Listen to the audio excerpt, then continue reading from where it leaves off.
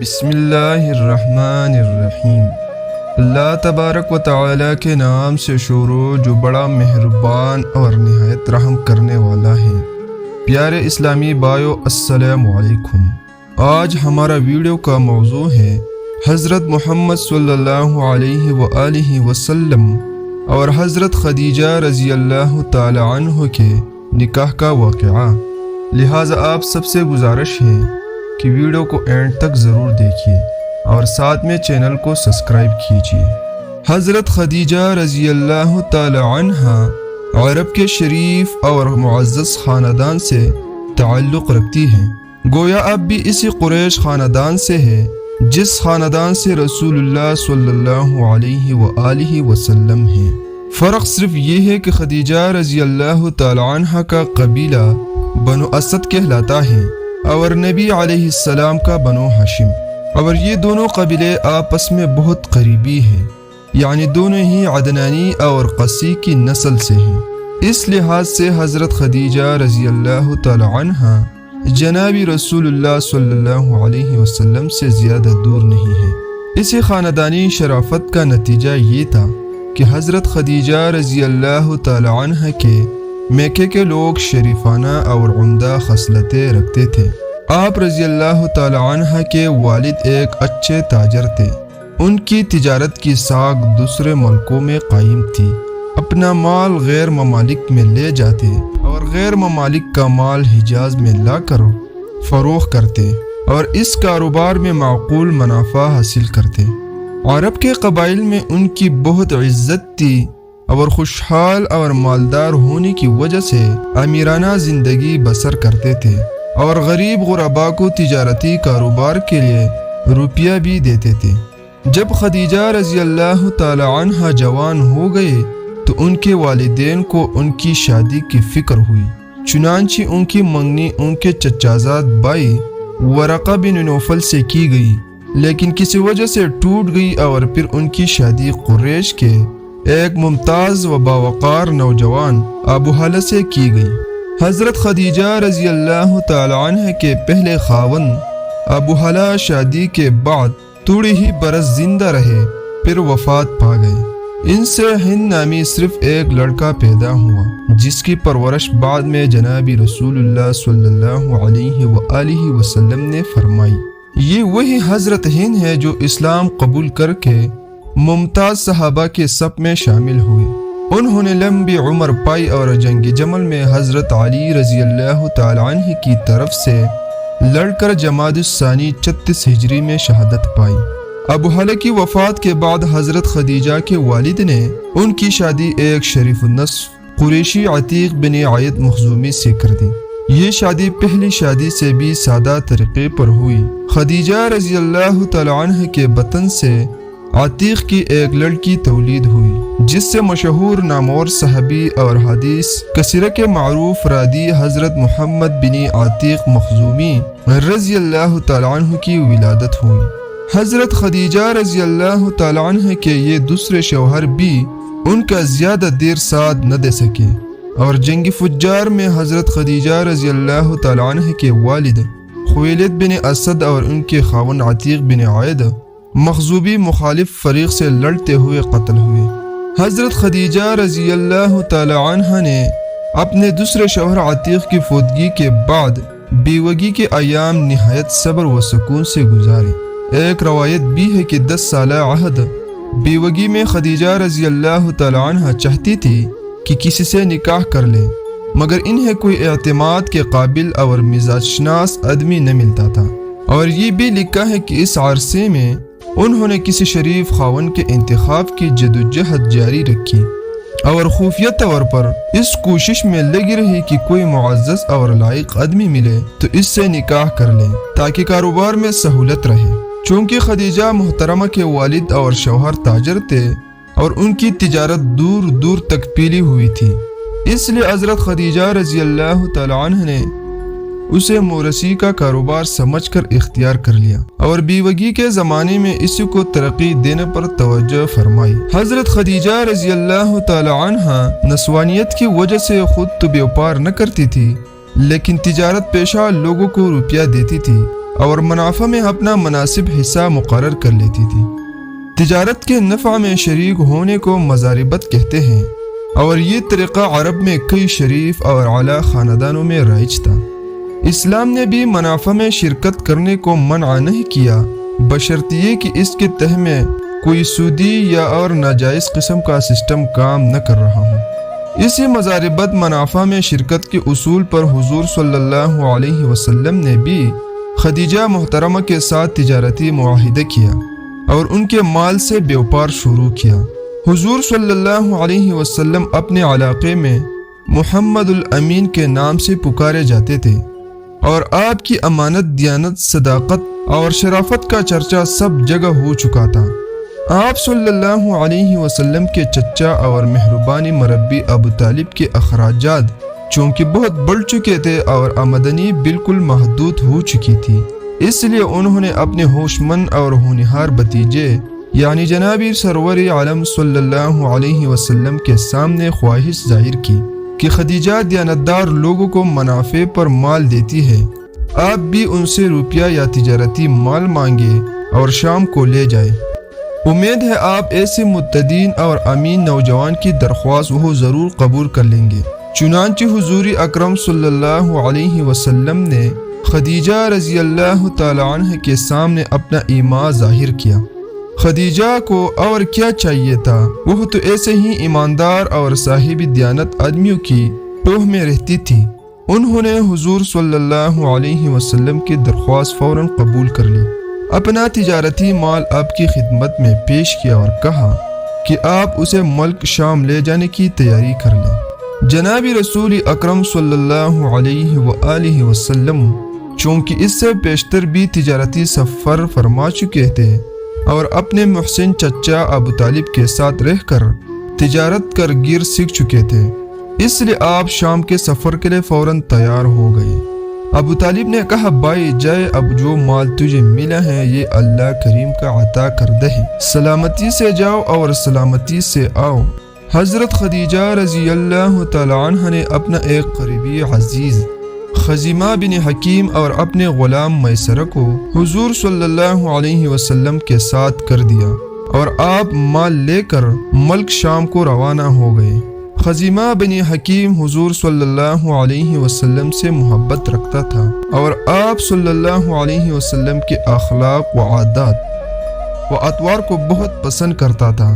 سفر کے دوران رسول کریم صلی اللہ علیہ وسلم کی دل پذیر گفتگو اور اخلاق و مروت کی باتوں نے خزیمہ اور میسرہ کی دلوں کو اور بھی موہ لیا، اور یہی وہ چاہنے لگے کہ آپ صلی اللہ علیہ وسلم سے ایک لمحہ کے لیے بھی جدا نہ ہو جائے۔ حضور صلی اللہ علیہ وسلم کی خدمت کے لیے خدیجہ رضی اللہ تعالی عنہ نے تو ان کو بھیجا تھا، مگر الٹا حضور صلی اللہ علیہ وسلم ان کی ضروریات کا خیال رکھتے، ان کی تکلیفوں کو رفع کرتے اور ان کو آرام و آسائش کی کوشش فرماتے تھے۔ ایک جگہ کھانا تیار کیا گیا، جب وہ دونوں حضور علیہ السلام کے ساتھ کھانے کو بیٹھتے تو حضور صلی اللہ علیہ وسلم نے بانپ لیا کہ ان کو بہت بھوک لگی ہے۔ حضور صلی اللہ علیہ وسلم نے اپنے کھانے کا بہت سا حصہ بھی میسرہ اور خزیمہ کو دے دیا۔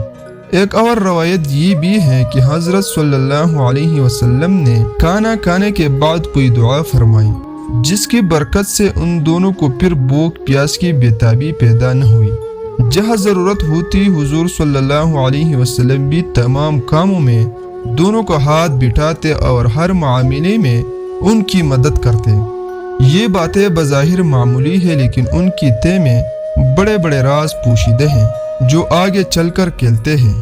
بعض روایت کے مطابق اس تجارتی سفر میں حضور صلی اللہ علیہ وسلم سے چند معجزات بھی ظہور میں آئے۔ سب سے پہلا معجزہ یہ ہے کہ جن اونٹوں پر تجارت کا مال لدا تھا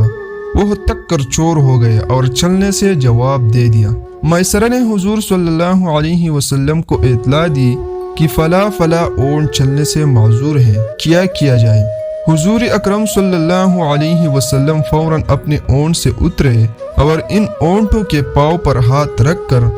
آپ صلی اللہ علیہ وسلم نے کوئی دعا پڑھی جس کے اثر سے اونٹ پھر تازہ دم اور تن و من ہو گئے اور پہلے سے زیادہ تیزی سے چلنے لگے۔ خزیمہ اور میسرہ نے حضور صلی اللہ علیہ وسلم کا یہ معجزہ دیکھا تو دل ہی دل میں کہنے لگے بے شک محمد بڑی شان والے ہوں گے، لیکن سب سے بڑا معجزہ وہ ہے جس نے آپ صلی اللہ علیہ وسلم کی نبوت کی علامت بتائی۔ واقعہ یہ ہے کہ جب یہ تجارتی قافلہ شام کے ایک مقام پر پہنچا تو حضور صلی اللہ علیہ وسلم ایک درخت کے سائے میں بستر بچھوا کر بیٹھ گئے۔ اس سے تھوڑی دور سمعا بحیرہ کے نام سے عیسائیوں کا ایک گرجا گھر تھا، جس میں نستورا نام کا ایک پادری مقیم تھا اور وہ تورات و انجیل کا بہت بڑا عالم تھا۔ جب اس نے حضور صلی اللہ علیہ وسلم کو اس درخت کے نیچے اقامت گزی دیکھا تو وہ جی میں کہنے لگا یہ ایک ایسا درخت ہے جس کے سائے تلے پیغمبر کے سوا کوئی شخص ٹہر نہیں سکتا۔ جو شخص اس کے نیچے قیام پذیر ہے ہو نہ ہو وہ ضرور نبی ہے۔ ایک روایت یہ ہے کہ جس درخت کے نیچے حضور صلی اللہ علیہ وسلم نے ڈیرا لگا دیا وہ مدت سے سوکھ چکا تھا اور حضور صلی اللہ علیہ وسلم کے قیام فرماتے ہی تر و تازہ ہو گیا۔ اس پر نستورا پادری کا یقین اور بھی بڑھ گیا۔ پھر اس نے کچھ اور عجیب و غریب واقعات بھی دیکھے۔ آخر وہ حضور صلی اللہ علیہ وسلم کی خدمت میں حاضر ہوا اور عرض کیا اے نوجوان، تجھے لات و عزا کی قسم، سچ سچ بتاؤ تم کون ہو اور کس نام سے بلائے جاتے ہو؟ حضور صلی اللہ علیہ وسلم نے لات و عزا کے نام سن کر سخت نفرت کا اظہار کیا اور فرمایا جو نام تم نے میرے سامنے لیے ہیں میں ان سے سخت بیزار ہوں اور میرے دل میں حقارت پیدا کرنے والا چیز بتوں سے بڑھ کر اور کوئی نہیں ہے۔ آپ نستورا نے ایک کتاب کھولی جو انجیل یا تورات تھی، اس کی ورق گردانی شروع کر دی۔ وہ ایک بار کتاب پر نظر جماتا اور ایک بار حضور صلی اللہ علیہ وسلم کے چہرے انور پر نگاہ ڈالتا۔ بات یہ تھی کہ وہ حضور صلی اللہ علیہ وسلم کا حلیہ اس حلیے سے ملا رہا تھا جو تورات و انجیل میں مرقوم تھا۔ جب اس نے حضور صلی اللہ علیہ وسلم کے تمام نقوش، تمام خدوخال اس کتاب سے ملا لیے تو فرتی مسرت سے پکار اٹھا اللہ کی قسم یہ شخص وہی خاتم النبیین ہے جس کی بشارت عیسیٰ ابن مریم کی انجیل نے دی ہے۔ اے قافلے والو، تم مجھ سے کیوں خوف کھا گئے؟ تم میری نگاہ میں بہت معزز اور قابل احترام ہو اور میں تمہیں بتا دینا چاہتا ہوں کہ ہماری آسمانی کتابوں میں لکھا ہے کہ اس درخت کے نیچے جو آدمی اقامت کرے گا وہ خدائے پاک کا رسول مقبول ہوگا اور اس پر نبوت و رسالت ختم ہو جائے گی، اور یہ بھی مرقوم ہے کہ جو لوگ اس کی فرمانبرداری کریں گے وہ آخرت میں اجر عظیم پائیں گے، اور جو لوگ اس کی اطاعت سے منہ موڑیں گے وہ ذلیل و خوار، گمراہ اور گناہگار ہوں گے۔ اس کے بعد نستورا راہب نے خزیمہ کو اپنے پاس بلایا اور پردے سے رازدارانہ طور پر کہا دیکھو میاں، وہ شخص جو درخت تلے قیام پذیر ہیں خاتم الانبیاء اور بڑی بزرگی و عظمت والا پیغمبر ہیں۔ ایک دن وہ تمام ممالک پر غلبہ پائے گا اور ساری دنیا میں اس کا دین پھیلے گا، کوئی جابر سے جابر بادشاہ بھی اس پر فتح نہ پا سکے گا۔ ہاں یہود اس کی جان کے دشمن ہوں گے، ہمارا مذہبی کتابوں میں تمام نشانیاں لکھی ہے، تمہارا فرض ہے کہ اس کو دشمنوں سے بچاؤ اور اس کی پوری طرح حفاظت کرتے رہو۔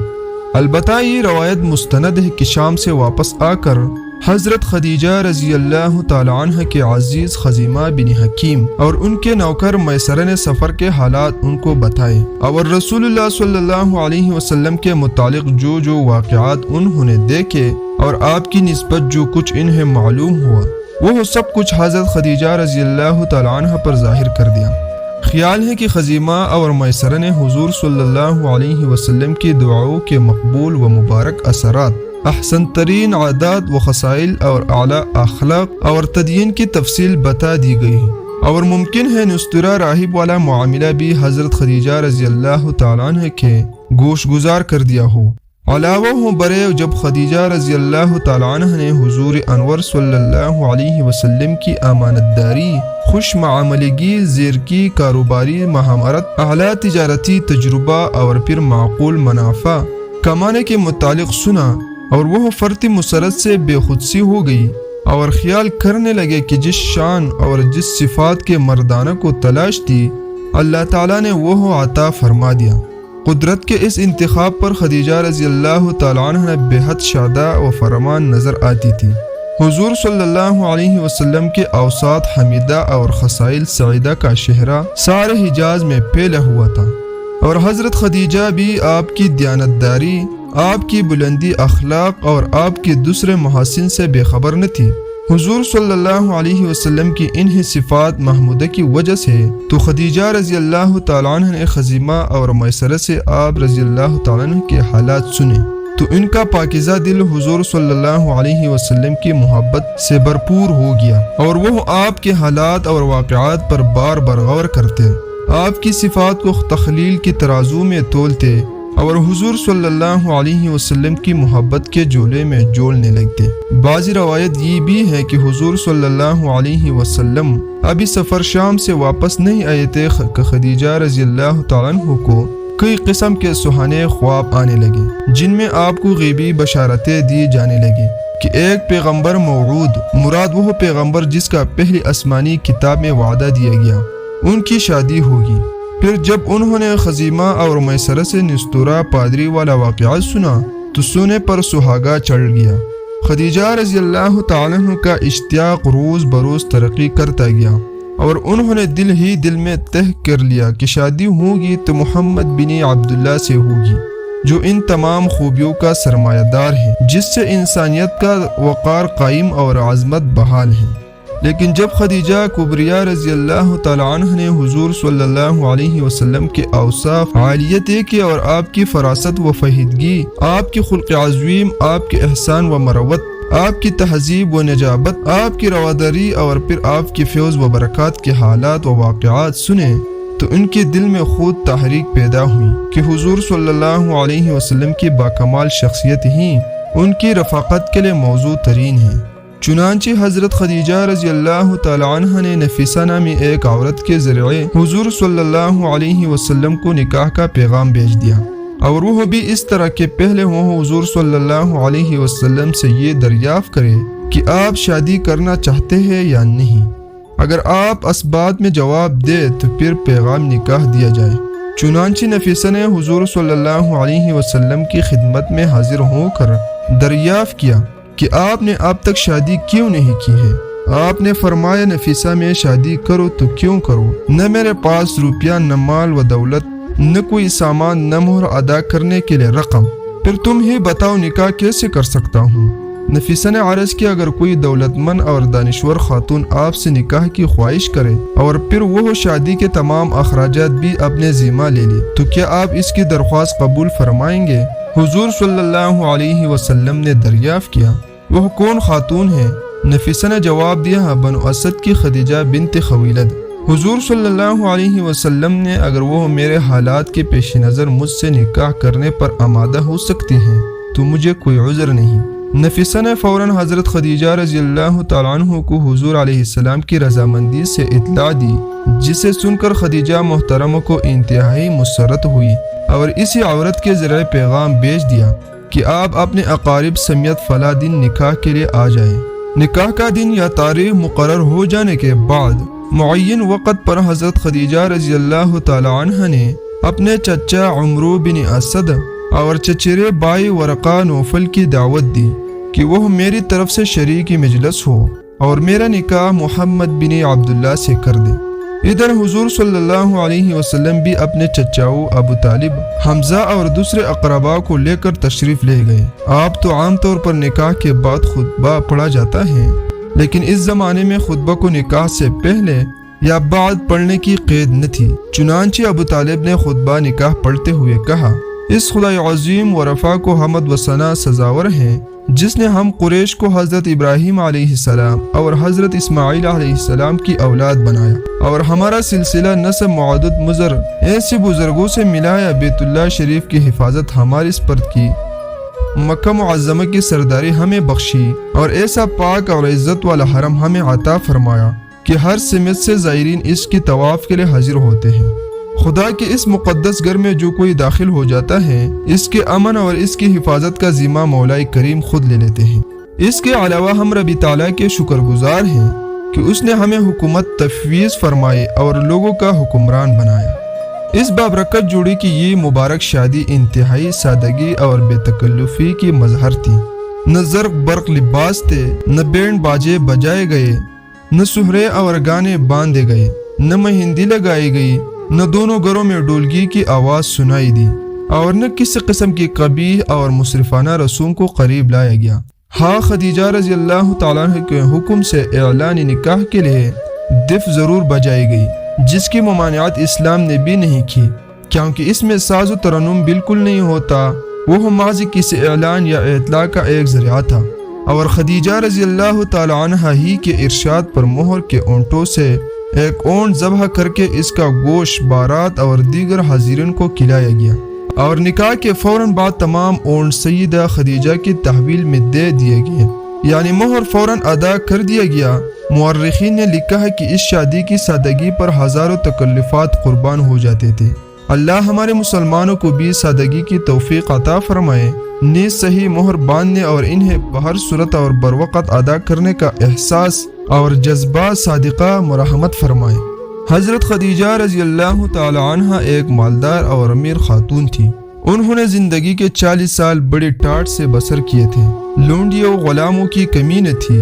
وہ خود راحت پسند اور آرام طلب تھی۔ کھانا کنیزیں تیار کرتی تھی، بستر لونڈیاں بچھاتی تھی، غرض گھر بار کے تمام کام نوکر چاکر سر انجام دیتے تھے، اور وہ مستند عمارت پر بیٹی صرف حکم دیا کرتی تھی۔ لیکن جو نہیں حضرت رسول اللہ صلی اللہ علیہ وسلم سے ان کی شادی ہوئی،